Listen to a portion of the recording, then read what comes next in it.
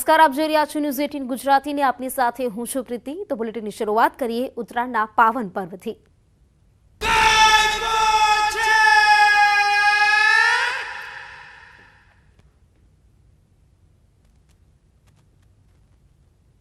રાજ્યભરમાં આજે ઉત્તરાયણના પર્વની ધૂમધામપૂર્વક ઉજવણી થશે। કોરોના કાળના 2 વર્ષ બાદ હવે આ વખતે લોકો રંગેચંગે ઉત્તરાયણની ઉજવણી કરવાના છે। તેમાં પણ આ વર્ષે શનિવાર અને રવિવાર હોવાથી મકર સંક્રાંતિની ધૂમ જોવા મળશે।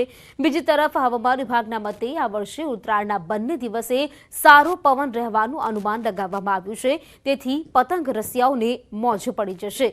બોર, જામફળ, શેરડી અને સ્પેશિયલ ઊંધિયાની મોજ સાથે લોકો ઉત્તરાયણ ઉજવશે। અમદાવાદ, વડોદરા, સુરત જેવા શહેરોની અગાશીઓ લપેટ અને કાપ્યુશીના નાદ સાથે ગુંજી ઉઠશે। ન્યૂઝ 18 ગુજરાતી તરફથી પણ સૌને ઉત્તરાયણના પર્વની શુભેચ્છાઓ। સુરક્ષિત અને સલામત ઉત્તરાયણની ઉજવણી કરીએ।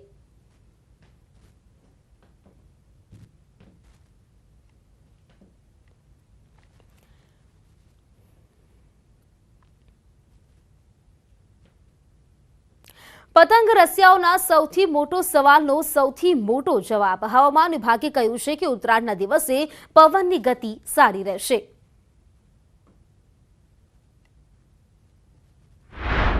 ઉત્તરાયણના દિવસે પતંગ રસિયાઓને મોજ, જલસો પડી જાય તેવો રહેશે પવન। 15 થી 20 કિલોમીટર પ્રતિ કલાકની પવનની ગતિ। ઉત્તરાયણ પહેલા પતંગ રસિયાઓમાં તૈયારીઓનો ધમધમાટ છે। અંતિમ ઘડીની ખરીદી ચાલી રહી છે, તો બીજી તરફ પતંગ ચગાવવા માટે એકદમ અનુકૂળ એવું વાતાવરણ બની રહ્યું છે। પતંગ રસિયાઓ માટે મહત્વની આગાહી કરતા હવામાન વિભાગે કહ્યું છે કે ઉત્તરાયણના દિવસે પવન સારો રહેશે। પવનની ગતિ 15 થી 20 કિલોમીટર પ્રતિ કલાક રહેશે, જો કે બપોરના સમયે પવનની ગતિ થોડી ઓછી થઈ શકે છે। उत्तरायण के लिए wind speed mostly northerly to north easterly होने का संभावना है और विंड स्पीड देखा जाए तो 15 से 20 kilometre per hour on an average होने। ઉત્તરાયણ માટે તો સારા પવનની આગાહી છે, પરંતુ રાજ્યમાં હાડ થીજોતી ઠંડી પણ પડશે। કેટલાક દિવસથી રાજ્યમાં સુસવાટા ભર્યા પવનો સાથે ઠંડીનું જોર વધ્યું છે અને હજી પણ પારો ગગડશે। રાજ્યમાં પડશે કડકડતી ઠંડી। 2 દિવસ કાતલ ઠંડીનો ચમકારો રહેશે। રાજ્યમાં 2 થી 6 ડિગ્રી પારો ગગડી શકે। વેસ્ટર્ન ડિસ્ટર્બન્સની અસરથી રાજ્યમાં ઠંડી જામી રહી છે। આગામી 2 દિવસ રાજ્યમાં ઠંડીનું પ્રમાણ વધી શકે છે। હવામાન વિભાગે કચ્છના કેટલાક વિસ્તારોમાં કોલ્ડ વેવની પણ આગાહી કરી છે। गुजरात का ऊपर टेम्परेचर कल 2 से 4 डिग्री तक फॉल, 2 से 6 डिग्री तक फॉल हुआ है।